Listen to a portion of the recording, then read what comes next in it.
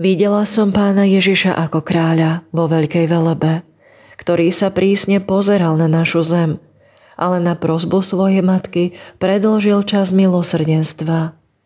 Večná láska, hlbina milosrdenstva, trojjediná svätosť, ale jedno božstvo. Ako dobrý otec máš pre všetkých láskavé lono a nikým nepohrdáš. Ó Božia láska, živý prameň, vylej sa na nás, svoje nehodné stvorenia. Nech naša úbohosť nezadržiava potoky Tvojej lásky, veď Tvoje milosrdenstvo je bez hraníc.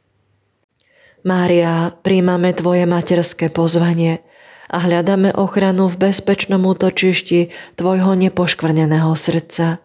Ďakujeme Ti, že rozprestieraš nad nami svoj materský plášť, aby si nás ochránila ako sliepka, ktorá chráni svoje kuriatka. Ó Matka všetkých národov, modlíme sa spolu s Tebou a vrúcne prosíme, pomôž nám uskutočniť zámer nebeského Otca. Oroduj za nás, aby všetky národy prijali dar Tvojho Syna Ježiša Krista a účenlivo nasledovali pôsobenie Ducha Svätého. Ježišu, v mene všetkých Ti ďakujeme, že predĺžuješ čas milosrdenstva. Kráľ bezhraničného milosrdenstva, vdýchni do nás ducha lásky a daj, aby sme všetci zakúsili sladkú skúsenosť lásky a pokoja v spoločenstve života s Bohom. Premeň v sladkosť, trpkosť každodenného utrpenia v životoch tých, ktorí sa od Teba vzdialili.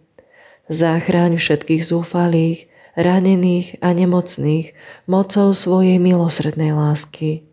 Svätá Faustína, oroduj za nás spolu s celým nebom aj s dušami v očistci. Nech sa Božia láska vyleje na nás i na celý svet a každý čerpá vodu s radosťou z prameňov spásy.